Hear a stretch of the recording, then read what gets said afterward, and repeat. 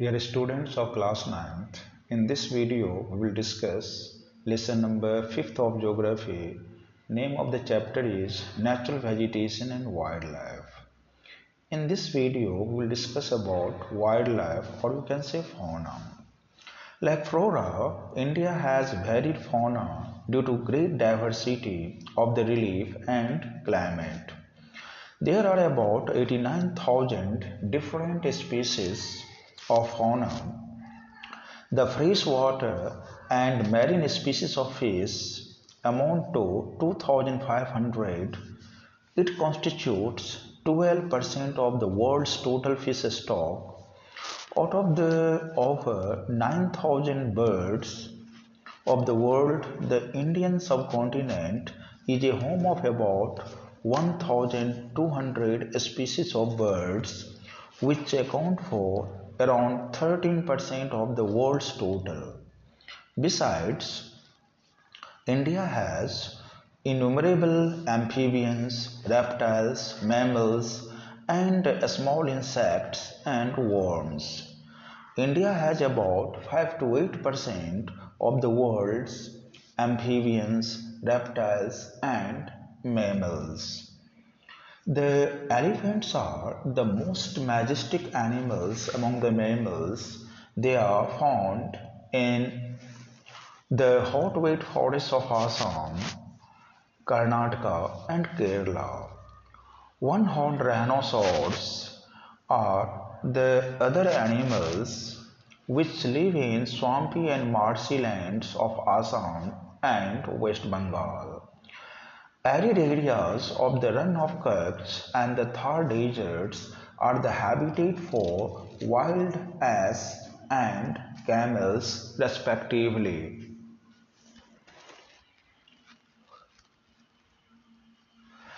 Indian bison, nilgai, that is blue bull, chausinga, that is four-horned antelope, gazelle, and different species of deer are some other animals found in India.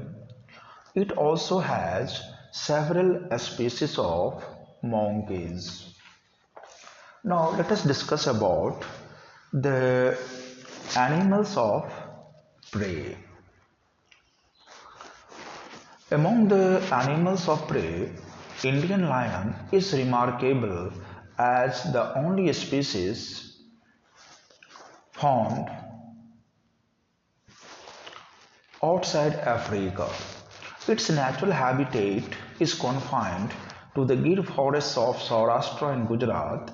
Tiger is another category of animals of prey. It is the most powerful species of our forests. The famous Bengal tiger has its natural habitat in the Sundarbans in the tidal forest occupying the edge of the Ganga Delta. Tiger is the national animal of India. The other animals belonging to the cat family are leopards, clouded leopards, and snow leopards.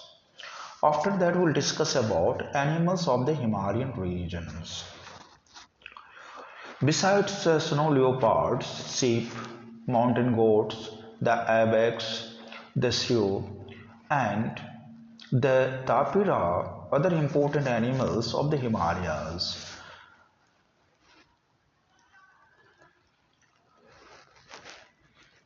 Snow leopard and lesser pandas are found only in the upper reaches.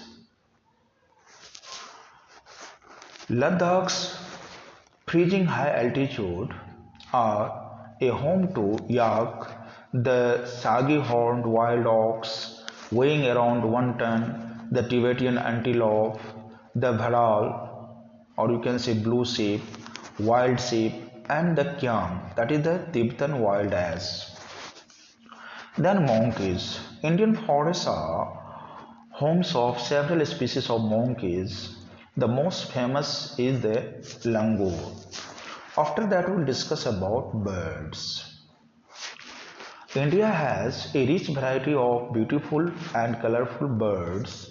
They include pigeons, geese, ducks, minnows, parakeets, pigeons, cranes, hornbills, the sunbirds. Most species inhabit forests, but some have their natural habitats in swamps and the wetlands. The peacock, famous for its colorful plumage and rain dance, is our national bird. There are birds which migrate from one region to other in a particular season called migratory birds. Some of the wetlands of India are favorite spots of migratory birds. Thousands of Siberian cranes migrate to different parts of the country after flying thousands of kilometers from Siberia and adopt the wetlands as their temporary home. After that, we'll discuss about need for conservation of wildlife. Before that, you can go through this slide why need to conserve the species. All the plants and animals in a given area are so closely interlinked and interdependent that they cannot survive without each other. The large-scale poaching means killing of wild animals residing in the forest by man is a serious threat to the survival of many animals and bird species. This also disturbs the food chain in which these animals occur, resulting in undesirable consequences for the whole ecosystem. Then after why need to conserve the species, you can go through the points, reasons for extinction of species of plants and animal. Now we'll discuss about steps taken by the government for conservation of wildlife. The most important step that has been taken, biosphere reserves are being established. So far, 14 biosphere reserves have been set up. Here you can see the list of 14 biosphere reserves. Some of the important biosphere reserves are Gulf of Mannar, Nanda Devi, Nokrek, Great Nicobar, Manas, Sundarbans, Simplipal, Dibru, Dekhova, Dihang Diwang. So these are some of the important biosphere reserves. The major objectives of these biosphere reserves are to conserve and maintain diversity and integrity of natural heritage in its full form, that is physical environment, the flora and fauna. Second point, to promote research on ecological conservation and other aspects of environmental preservation.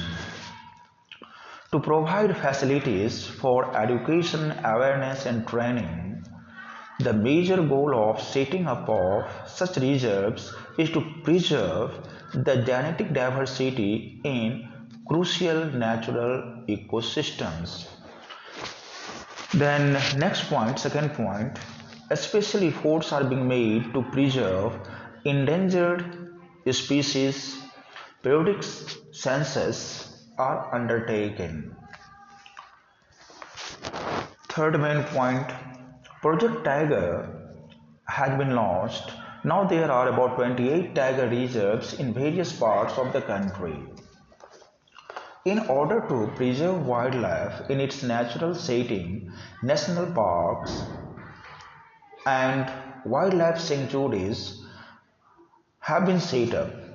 A national park is a reserved area meant for preserving natural vegetation, wildlife, and natural beauty.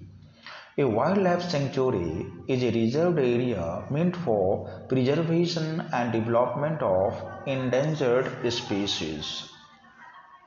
Fifth main point, the National Wildlife Action Plan provides the framework of a strategy as well as program for conservation of wildlife. The first National Wildlife Action Plan of 1983 has been revised and new Wildlife Action Plan 2002-2016 has been adopted. The Indian Board of Wildlife, headed by the Prime Minister, is the apex advisory body overseeing and guiding the implementation of various schemes for wildlife conservation. At present, the protection area network comprises 92 national parks and 500 sanctuaries covering an area of about 15.67 million hectares. Preserving and protecting the wildlife is a duty of every citizen. Each one of us must contribute to the effort of protecting the wildlife. The Wildlife Week is observed in India during the first week of October every year. Wildlife Protection Act 1972 has been adopted by all states. It governs wildlife conservation and protection of endangered species. The Act prohibits trade in rare and endangered species. A major initiatives to include environmental education as separate and compulsory subject in educational curriculum has been taken up by the government at all levels of formal education. So these are all about the chapters, and the remaining part we will